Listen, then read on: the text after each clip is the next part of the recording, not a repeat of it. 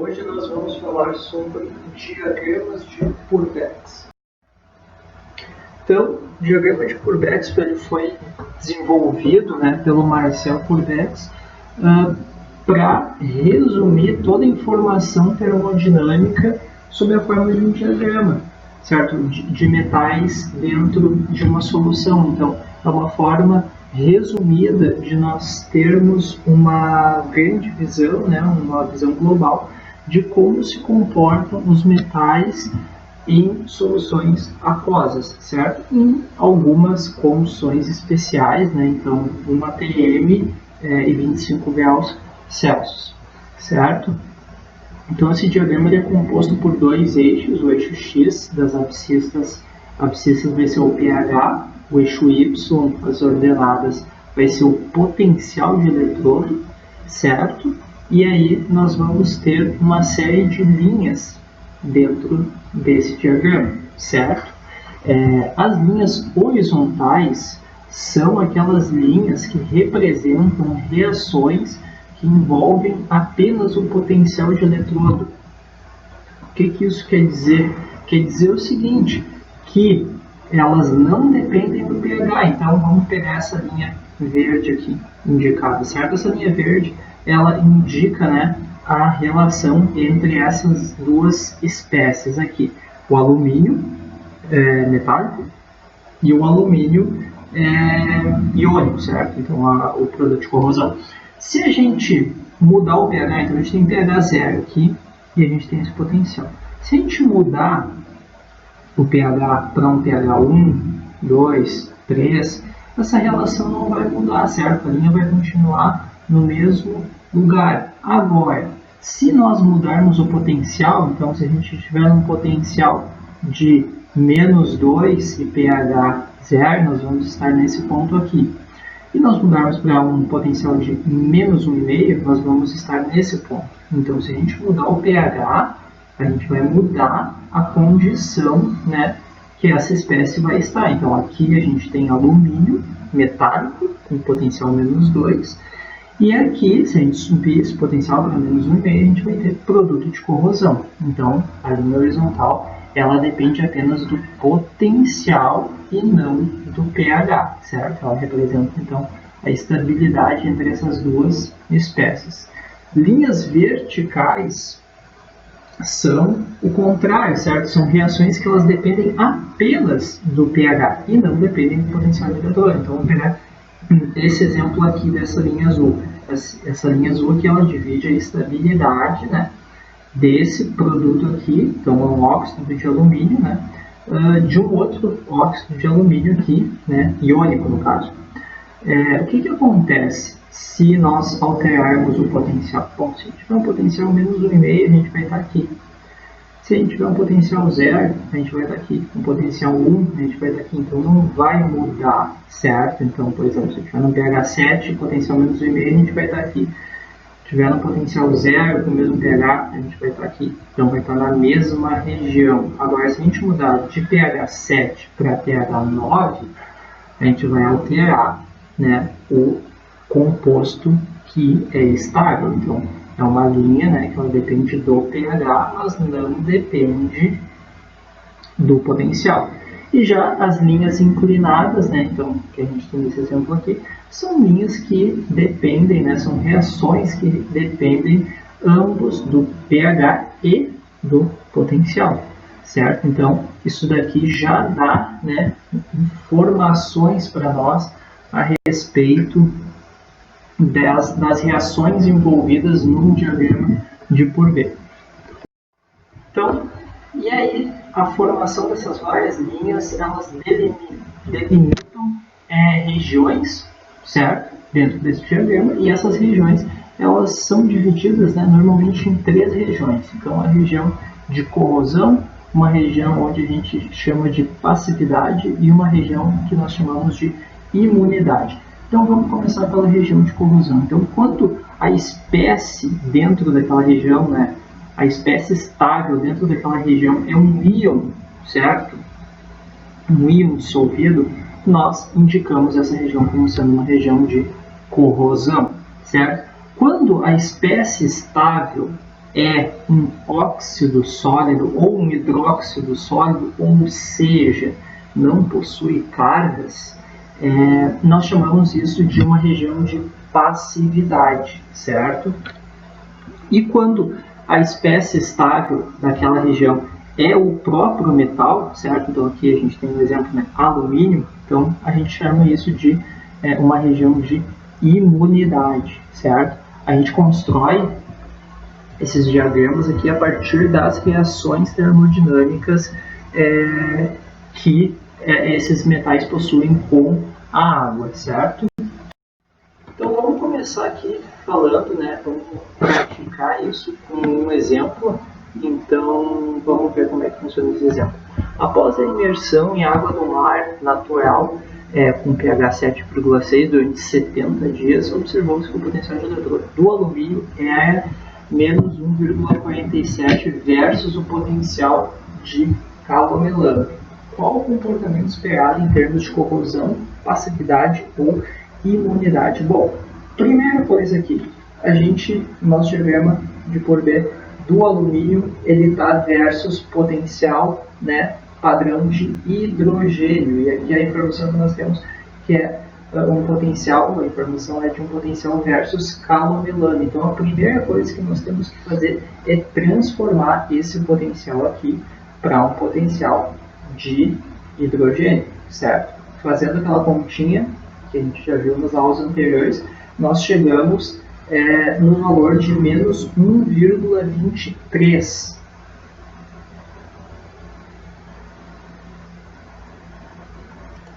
Então vamos marcar esse potencial de menos 1,23 aqui no diagrama e nós temos o potencial de 7,6. Então a gente tem aqui o pH 7,6, a gente tem aqui pH 8, 7,6 vai ser algo por aqui, certo? Então a gente vai subir uma linha por aqui e potencial de menos 1,23, então a gente tem menos 1 aqui, então menos 1,1, menos 1,2, então um pouquinho para baixo disso aqui. Então, nós traçamos a linha e chegamos, né, neste ponto aqui. Então, chegando nesse ponto aqui, a gente pode esperar, né, qual comportamento. Bom, a gente tem uma situação aqui de passividade, certo? Então, nessas condições, nós vamos ter que o alumínio vai estar passivo, certo? Que é, né, muito bom, já que ele ficou 70 dias em água do mar, né? Então está numa situação de passividade, não vai estar corroendo, então isso é bastante bom. Aqui a gente tem a resolução, né? Segundo exemplo, então uma liga de alumínio contendo 1% de manganês é imersa em solução de citrato de sódio 0,1 molar, pH 13,5, durante 24 horas, exibiu o potencial de retorno de menos 1,25 versus calomelano.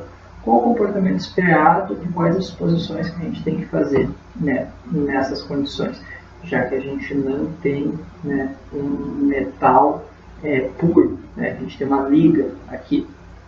Então, vamos começar pelo mesmo procedimento, a gente tem que transformar esse cara aqui para hidrogênio, certo? Transformando, a gente chega no valor de menos 1,01 e nós temos o pH de 13,5. Então vamos lá. pH 0, 1, 2, 3, 13,5 aqui, certo? E menos 1,01, bom, menos 1,01 praticamente 1, né? Então vamos traçar por aqui mesmo.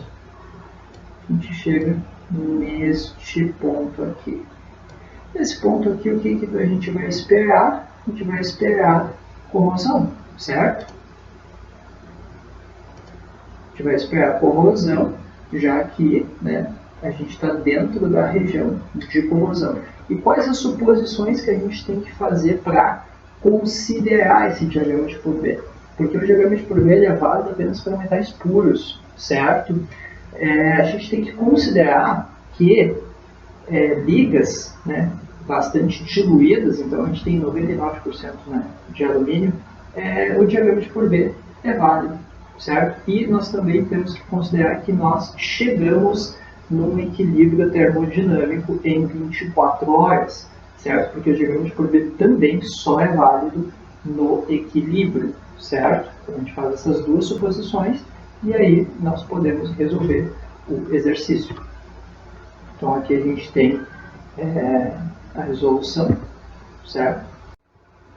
Agora é só fazer um paralelo, certo, entre dados reais, né? Então dados cinéticos de taxa de corrosão com o diagrama de Courbet. Então se a gente olhar aqui nesse diagrama de Courbet do alumínio, a gente consegue perceber, vamos pegar um exemplo de potencial menos 1,5. A gente percebe que ele corrói até pH 4, certo?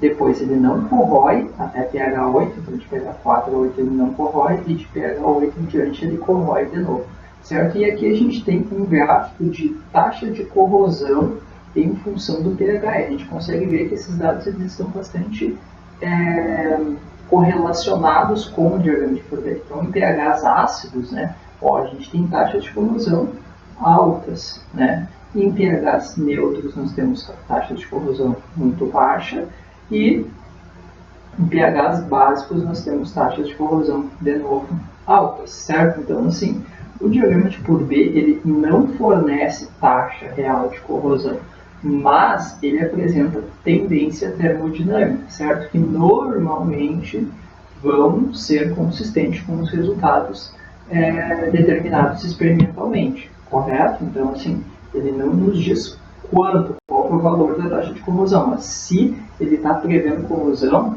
é porque vai acontecer corrosão, certo? Agora, nós temos que falar um pouquinho ainda sobre o diagrama de Courbet da água, certo? Então, o que acontece? Nós temos essas duas linhas aqui, linha A e linha B, né? Então, vamos lá, começando aí pela linha A. Então, assim, em reações, em soluções ácidas, se nós tivermos uma reação catódica, nós vamos ter 2 hidrogênios reagindo com 2 elétrons, formando o gás hidrogênio, certo? Se a gente tiver numa solução básica, a gente vai ter essa outra reação aqui, 2 águas mais 2 elétrons, formando gás hidrogênio também, certo? Se a gente aplicar a equação de Nernst, nós chegamos nesta expressão aqui, certo? Potencial é igual a 0 menos 0,0591 vezes o pH. Então, por que isso aqui é importante? É através dessa equação da reta que nós traçamos esta linha, certo? E para que serve essa linha? Bom, ela serve para dizer o seguinte, que abaixo dessa linha A, nós vamos ter essa reação aqui, ou essa aqui, acontecendo. Então, o que é isso daqui? É uma reação de decomposição da água, certo? Então, a gente tem aqui, né, o equilíbrio, né, da reação da água, então OH menos mais H mais dando água, a gente tem esse equilíbrio aqui, certo? Se a gente for para um potencial muito negativo, esse H+, aqui, ele vai reagir com elétrons e vai formar gás hidrogênio. Então, a gente vai estar desestabilizando a água, a gente vai estar, né, quebrando a molécula de água para formar hidrogênio. Então, qualquer potencial de eletrodo que estiver abaixo dessa linha A, a gente vai ter redução da água, certo? Ou seja, evolução de hidrogênio. Agora, olhando para a linha B, acontece algo parecido, mas não é redução, e sim oxidação, certo? Então, a gente vai estar, se a gente estiver acima da linha B, a gente vai estar oxidando a água de novo. Nós vamos estar decompondo ela, quebrando ela e formando um gás oxigênio, certo? Então, acima da linha B, a gente vai ter um domínio de oxidação da água, evolução de oxigênio. O que isso quer dizer? Bom, isso quer dizer o seguinte, a água ela é estável da forma como nós conhecemos dentro dessa faixa, dentro dessas duas linhas. Então, dentro de toda essa região aqui, nós temos a água sendo estável, nós temos este equilíbrio aqui, né, valendo. E o que acontece? Em pHs mais baixos, né, então abaixo de 7, a gente vai ter o H+ estável. Não é bem que ele seja mais estável, na verdade ele está em maior quantidade, certo? Então quanto mais baixo é o pH, mais H+ tem. Em pHs alcalinos, certo? pHs básicos, nós vamos ter o OH estável, ou seja, a gente vai ter mais quantidade, né, maior quantidade de OH-. E aí, o que vai acontecer? Se a gente baixar o potencial, se o eletrodo tiver com potencial de eletrodo muito baixo, então abaixo dessa linha, a gente vai ter redução da água, formação de gás e hidrogênio. Se nós estivermos acima da linha B, né, em questão de potencial, nós vamos ter a oxidação da água, ou seja, evolução de oxigênio. Certo? Por que isso é importante? Bom, pelo seguinte, se a gente tem um potencial de eletrodo, certo? Por exemplo, do aço, né? Numa região aqui, ó, vamos pegar aqui um exemplo, -1, certo? E pH 8. O que vai acontecer nessa região? Quem é que é estável nessa região?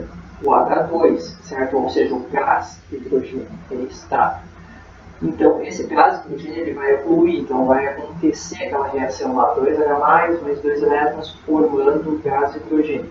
Essa reação é uma reação de superfície, então aquele H+, ele tem que absorver em uma superfície, no caso vai ser uma superfície do aço, combinar, receber os 2 elétrons, se combinar, né, com o outro H+, e formar o gás hidrogênio. Só que, no caso do aço, ou em outros metais também acontece isso, eventualmente esse átomo de hidrogênio ele pode difundir para dentro da estrutura do aço, certo?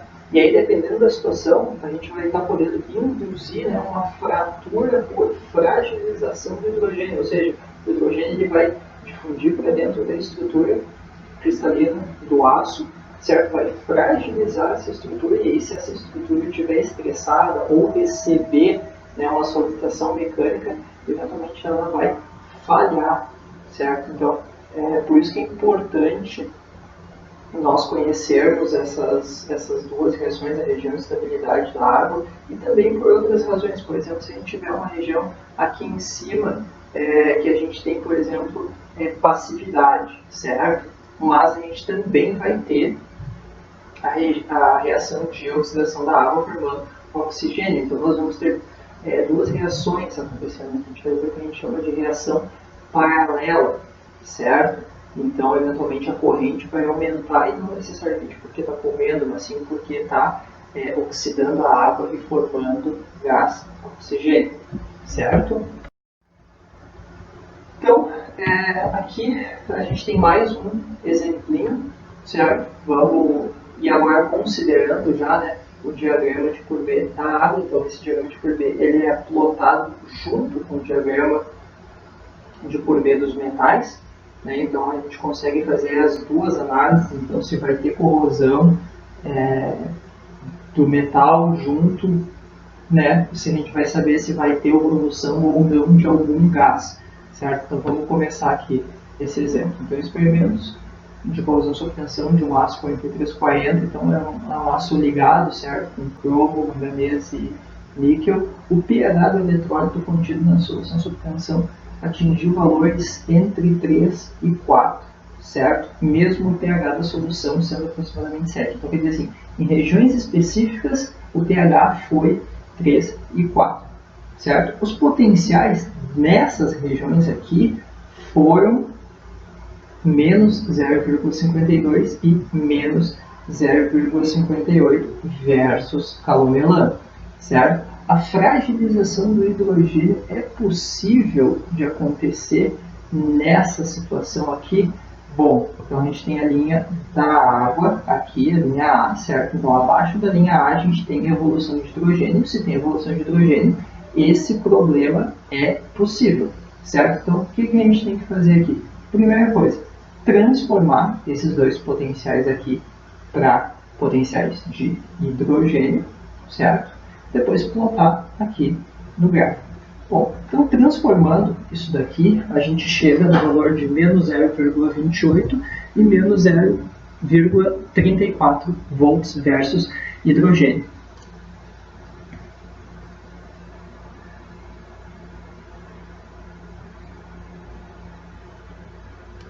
Então agora a gente vai plotar, né, esses valores aqui. Então o menos 0,52 ele é para pH3 e o 0,58 para pH4. Então vamos lá.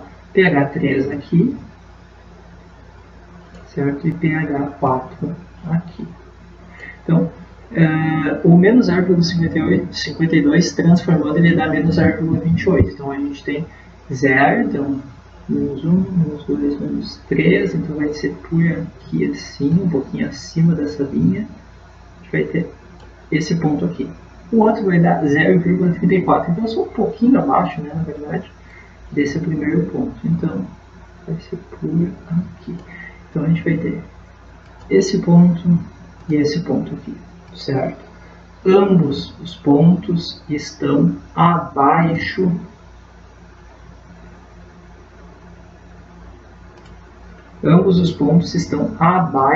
da linha A, certo? Ou seja, a gente tem evolução de hidrogênio. Se a gente tem evolução de hidrogênio, pode ser que esteja acontecendo a fragilização por hidrogênio, certo? Já que o hidrogênio absorve na superfície do metal, recombina e forma gás. Só que, eventualmente, ele absorve e difunde para dentro da estrutura, certo? E aí pode ser que aconteça a fragilização do hidrogênio. Informação mesmo. Aqui o diagrama de... Então aqui a gente tem a resolução, certo? Então a gente vai falar um pouquinho sobre ele ainda agora, só que a gente vai falar de um diagrama um pouco mais simplificado, certo? Que é esse aqui. Esse diagrama aqui, ele nos dá, né, analisando ele, a gente consegue pensar em algumas formas de proteger, certo, o aço, né, detendo a informação do diagrama de Purbeck. Então, se a gente tiver esse ponto aqui indicado na figura, o aço está corroendo, quais são os caminhos que nós podemos fazer para proteger o aço? Bom, se a gente aplicar um potencial aqui mais negativo, certo? A gente baixar o potencial através de uma fonte de potência ou através da conexão de um outro metal e tudo mais, a gente vai colocar ele aqui num potencial mais negativo, a gente vai estar colocando ele na região de imunidade. Esse tipo de proteção nós chamamos de proteção catódica, certo? A gente pode mudar também o pH. Então, se a gente aumentar o pH aqui para pHs aí superiores a 10, por exemplo, nós vamos colocar ele numa região de passividade, certo? Então, isso daqui é bastante utilizado onde? Em concreto, certo? Então, a gente sempre tem que tomar cuidado. O aço estrutural de concreto é muito importante que o concreto sempre tenha um pH pelo menos aí na casa dos 10, 12, para a gente manter o aço nessa região aqui de passividade, certo? Então, isso aqui é uma outra maneira de proteger o aço. E a última maneira, não tão convencional, certo? Raramente utilizada, é nós subirmos o potencial, certo? E a gente chama isso de proteção anódica, certo? Que a gente vai estar colocando ele numa região de passividade, certo? E aí, só que subindo o potencial, colocando ele num potencial mais positivo, ou seja, potencial mais anódico, a gente chama isso de proteção anódica. Esse último método ele é bem pouco utilizado, na verdade, porque ele acaba sendo muito perigoso. Se tiver qualquer tipo de contaminante, cloreto, alguma coisa assim, a gente vai estar facilitando a formação de pits, certo? Então aqui a gente só tem na forma de texto tudo que foi falado, certo? Aqui a gente tem o diagrama de Purbeck da prata como informação, diagrama de Purbeck do titânio, diagrama de Purbeck do tântalo. E aqui a gente tem algumas aplicações, né, do diagrama de Purbeck. Então, na verdade, o que seriam aplicações do diagrama de Purbeck? A principal deles é a gente conseguir prever, certo, o que vai acontecer, quais são as regiões onde vai ter corrosão, onde vai ter passividade, certo? Então a gente consegue, através disso também prever métodos de proteção, certo? Verificar se a gente pode colocar inibidores, se ele vai sofrer corrosão devido a alguma conexão com algum outro metal que vai mudar o potencial dele. Então é mais no sentido de prever corrosão e métodos de proteger. Quais são as limitações? Bom, ele é um diagrama termodinâmico, certo? Então, sendo um diagrama termodinâmico, a gente sempre assume que a gente está no equilíbrio. E na prática, são poucas as vezes que a gente vai estar no equilíbrio, certo? Então, essa é uma limitação grande dele. Ele não fornece informações sobre taxas reais de corrosão, então ele só dá tendência, ele não diz valores, certo? Ele é aplicado apenas a metais puros e não a ligas, certo? Apesar de que ele pode ser desenvolvido para ligas, mas não é tão comum. E a passivação ela é atribuída a todos os óxidos e hidróxidos, independente das propriedades desses óxidos e hidróxidos, certo? Então, o que acontece? Por exemplo, o óxido de ferro. Então, o óxido de ferro ele é parcialmente solúvel, ele é extremamente poroso e ele é pouco aderente à superfície do ferro. Então, assim, por mais que ele seja um óxido, ele não fica preso na superfície do ferro, certo? E o que acontece? Esse óxido ele se desprende da superfície e o aço continua corroendo, certo? Então, é uma coisa que precisa-se sempre tomar muito cuidado quando a gente vai dizer que o metal está passivo ou não. Nós precisamos conhecer as características desses óxidos ou hidróxidos. Ele também não prevê corrosão localizada na presença de íons cloreto, enfim, na presença de qualquer íon, certo? Esses diagramas eles podem também ser desenvolvidos, certo? Alguns existem, então para o ferro existe, para o alumínio existe, e os diagramas por B também, eles sempre estão na temperatura de 25 graus Celsius, que eles também podem ser desenvolvidos para outras temperaturas, apesar de não ser tão comum, certo? Então aqui ficam alguns exercícios para vocês praticarem. E por hoje é só.